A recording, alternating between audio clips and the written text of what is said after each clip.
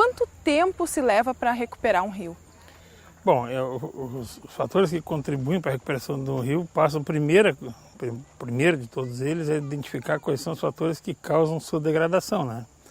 Então, na realidade, quando a gente consegue identificar os fatores de degradação do rio, o grau de intervenção em cada um deles vai ser, à medida que nós tivermos intervenções fortes em cima desses agentes causadores de destruição ou de dano no rio, nós teremos resultados mais rápidos, né?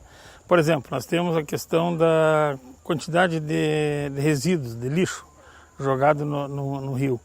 Para recuperar o rio do ponto de vista de resíduos sólidos despachados nele, nós teríamos uma recuperação bastante rápida se a gente conseguisse cessar imediatamente a emissão desses tipos de resíduo no leito do rio. Como isso não acontece, ele acaba se perpetuando, né?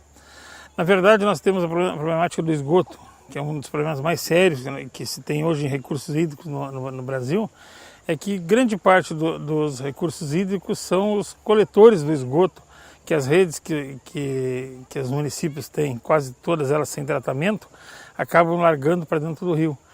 Então, o que nós temos que ter como base no processo de recuperação de um rio é identificar quais são as causas que o degradam.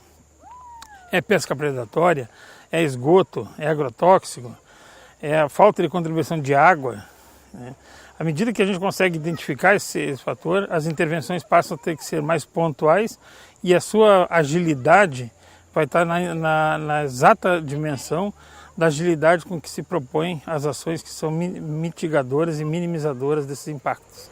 Se a gente pensar, a gente está aqui à margem do rio Jacuí, pensar nele coisa de 30, 50 anos atrás, a poluição que hoje o município de Cachoeira do Sul e outros vizinhos, por onde ele passa, em que condições ele está? Hoje a condição de poluição do Rio Jacuí hoje é muito, muito pior do que há 50 anos atrás. Mas o que se percebe nesse processo é que nós temos também condições hoje de fazer uma inversão nisso. No momento em que todas as redes coletoras do município, como Cachoeira do Sul, estiverem passando pelo tratamento do esgoto, há a tendência de melhorar muito a qualidade da água do rio. Mas isso não é só Cachoeira, nós temos uma série de municípios em volta do Rio Jacuí que também contribuem para a carga orgânica. A quantidade de uso de agrotóxicos hoje nas lavouras, de adubos químicos, que acabam contribuindo com uma enorme poluição química para a água, é uma coisa que há 50 anos atrás não se tinha. E hoje se tem isso em grande escala. Qual é a possibilidade disso acontecer num curto prazo? Em termos de redução, é praticamente zero, né? Porque não vai reduzir no curto prazo a quantidade de agrotóxico colocado e também não vai se diminuir a quantidade de adubo químico utilizado. Embora isso seja parte de uma política que precisa ser incentivada, para que se busque ao longo do tempo a melhoria dessas condições a partir da eliminação desses fatores que são agentes causadores de grande degradação do rio. Controlar, a gente tem pessoas agora se banhando, aproveitando essas temperaturas altas deste verão, e de que forma as pessoas são orientadas ou buscam saber que aquilo que elas acabam trazendo para cá, seja por uma poluição, seja por um lixo deixado ao vir passear aqui, ao vir tomar banho e beber dessa água, porque a gente é a maior riqueza que o município tem. Sim, certamente a população ela passa a gostar muito mais e a amar mais os recursos hídricos a partir do momento em que ela vivencia o rio. Então nós sempre temos estimulado, isso dentro do contexto de bacia, a aproximação da população com o rio. Porque no momento em que as pessoas veem a beleza do rio, a utilidade dele, o serviço que ele presta, enfim, todo um processo de interação que a comunidade pode ter com o rio, nós conseguimos entender, e a população passa a entender também assim, que é importante a sua preservação. E isso contribui de maneira bem significativa para que os resultados da educação ambiental sejam, de forma prática, exercidos aqui por cada um dos cidadãos que participam desses espaços. Por exemplo, nós estamos vendo aqui uma criançada tomando banho no rio. Certamente são pessoas que estão nesse momento, preocupados com a poluição do rio, se encontrarem garrafa PET, garrafa de lixo, saco plástico aí dentro. É importante que eles voltem para suas casas e não esqueçam dessa cena aqui dentro. E quando eles largarem uma sacola no chão, ou uma garrafa PET no coletor qualquer de água da cidade, ele vai acabar caindo aqui para dentro. Então as pessoas têm que ter essa percepção, tem que perceber que as ações que a gente comete lá na cidade ou lá no campo mesmo, nas comunidades rurais, o grande veículo de concentração disso acaba sendo os recursos hídricos. Tudo aquilo que passar pelo rio, pegando o caso do Jacuí, vai passar pelo Jacuí, vai passar pelo Guaíba, vai passar pela Lagoa dos Patos e vai para o mar. E aí a gente tem visto tantas campanhas a nível mundial hoje para se diminuir a quantidade de plásticos, de PET, de metais colocados em recursos hídricos, por isso estão indo tudo para o mar. E lá, grande parte da população da fauna desses ambientes acaba sendo prejudicada porque acaba tendo ingestão de plásticos, PET, papéis, fios e por aí afora. Sem falar na pesca, sem falar do alimento que isso hoje é colocado na mesa de muitas pessoas, de muitas famílias, de muitos pescadores que sobrevivem do que tiram aqui do rio. E a gente tem que entender também o seguinte, que a quantidade de espécies hoje exóticas que competem com as espécies nativas, naturais dos rios é muito grande. Isso em função da fuga das criações de peixes em açudes. Hoje nós temos, por exemplo, um rio como o Rio Jacuí, que é o rio caudaloso no estado do Rio Grande do Sul, com grande incidência de carpa, né? Que é um peixe não nativo da região que compete com o peixe nativo. Então, na realidade, isso também faz com que haja uma inversão da relação das espécies. Nós estamos hoje com muitas espécies exóticas em detrimento das espécies nativas. Nós também temos uma dificuldade muito grande na questão do Rio Jacuí, mas isso serve para outros rios também, é que há uma enorme destruição dos banhados no seu entorno. Muitos desses banhados acabaram virando lavoura de arroz, foram drenados, viraram lavoura de arroz, e são áreas que hoje não contribuem mais com o acúmulo de água para descarga contínua no Rio Jacuí. E eu estou falando do Rio Jacuí, mas é um exemplo típico para qualquer rio de várzea.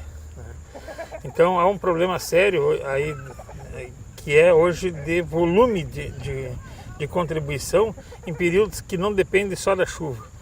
A vantagem do banhado é que o banhado contribui com a água para o rio, independente do período de chuva ou não. Embora a gente saiba que todos os outros caudais vão contribuir para o rio quando chover. Mas essa contribuição que os banhados fazem é muito importante. E também esses banhados, em grande parte deles, serviam como criatórios de peixe. Havia desova nesses locais e esses alevinos depois migravam para dentro da água do rio e acabavam se desenvolvendo ali dentro, gerando então uma dinâmica na fauna piscícola bastante significativa para a região.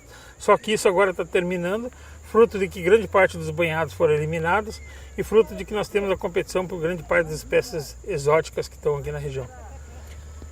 Prejuízos, ataques a tudo aquilo que há de ser vivo aqui.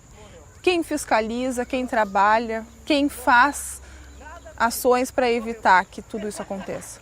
A fiscalização hoje ela acontece pelo Batalhão Ambiental, a FEPAM pode fiscalizar, o município pode fiscalizar, existe uma série de agentes fiscalizadores nesse processo. A grande questão é a dificuldade de fazer uma fiscalização efetiva em cima disso, principalmente daquele dano que é o dano imediato no rio, por exemplo, como a pesca predatória, né? Que é uma atividade que nem sempre é tão fácil, assim, a caça, inclusive, nas margens, que também é bastante intensa, ela não é fácil de ser controlada. Existem alguns programas de controle e gestão que estão dando um bom resultado, por exemplo, a mineração de areia é um segmento hoje que tem um controle e um monitoramento bem adequado, bem efetivo pela FEPAM. Então, o que nós precisamos melhorar são as capacidades toda a nossa capacidade, enfim, de gestão dos recursos hídricos de uma forma integrada. Então, nós temos hoje aqui a necessidade de fazer gestão sobre a fauna do rio. Nós temos que fazer gestão sobre o controle do desmatamento das margens do rio.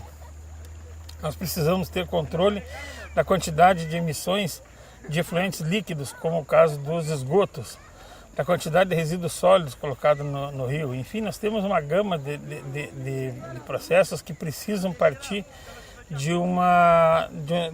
da definição de estratégias particularizadas, né? A estratégia de um não é a mesma estratégia do outro, mas nós temos que trabalhar hoje no conceito de que grande parte da população precisa compreender como funciona o ciclo de um curso hídrico. E a partir daí ela se preocupar lá na vila, lá no bairro, que alguma ação que ela esteja fazendo lá vai trazer um certo reflexo aqui para o rio. Enquanto as pessoas não tiverem essa percepção, isso vale para o meio rural também. Enquanto as pessoas não tiverem essa percepção, nós vamos viver sempre na dinâmica, na necessidade de uma medida corretiva.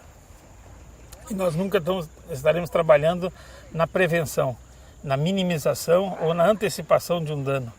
Então, quando a gente encontra hoje, logo depois de uma enchente, ou agora olhando mesmo aqui a margem do rio, a quantidade de garrafas PET, de papel, de plástico, de móveis, pneus que tem aqui no rio, a gente sabe que há um pecado grande aí nesse processo, que é a falta da compreensão de quem faz esse tipo de procedimento, de tirar o resíduo no rio, do que significa isso.